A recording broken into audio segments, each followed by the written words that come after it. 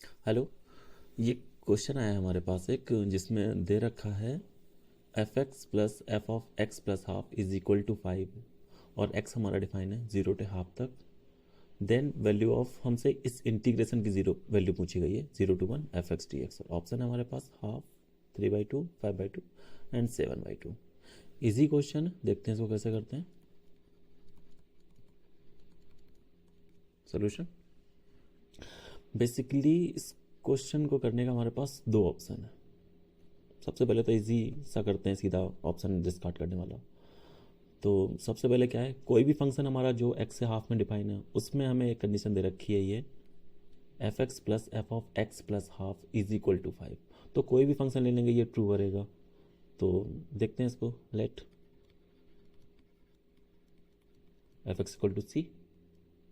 हमने क्या ले लिया, एक constant function.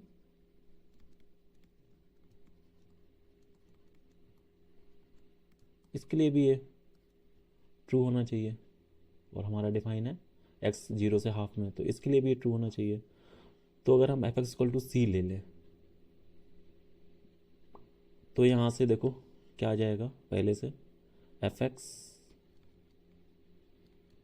Plus F of x plus half, मतलब c plus c is equal to 5 implies c is equal to 5/2।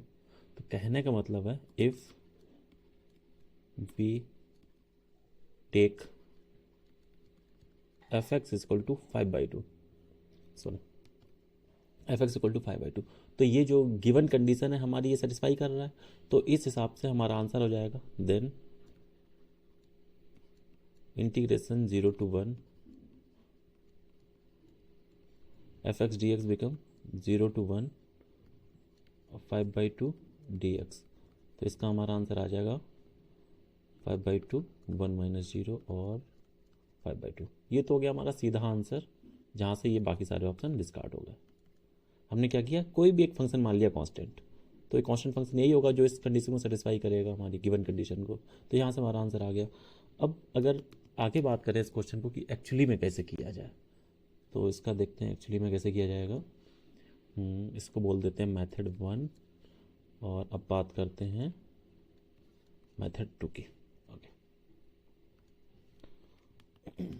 तो क्वेश्चन में कुछ नहीं, क्वेश्चन एक्चुअली इंटीग्रेशन की प्रॉपर्टी पर बेस्ड है। अगर हमें इंटीग्रेशन की प्रॉपर्टी पता है तो हम इसको कर पाएंगे। देखो हमसे क्या पूछा गया है, कोई भी फंक्शन है 0 से हाफ में डिफाइन है, तो 0 to 1 F X D x. अब क्योंकि फंक्शन हमारा 0 से हाफ में डिफाइन, इससे हाफ पे ब्रेक करना पड़ेगा, तो 0 to half F X D x plus half to 1 F X D x. ये कर सकते हैं, इसमें कोई दिक्कत नहीं है। ओके, इसमें कोई दिक्कत नहीं है। अब आगे देखो, इस वाले को तो ऐसे लिखा रहने देते हैं, 0 to half F X D x plus.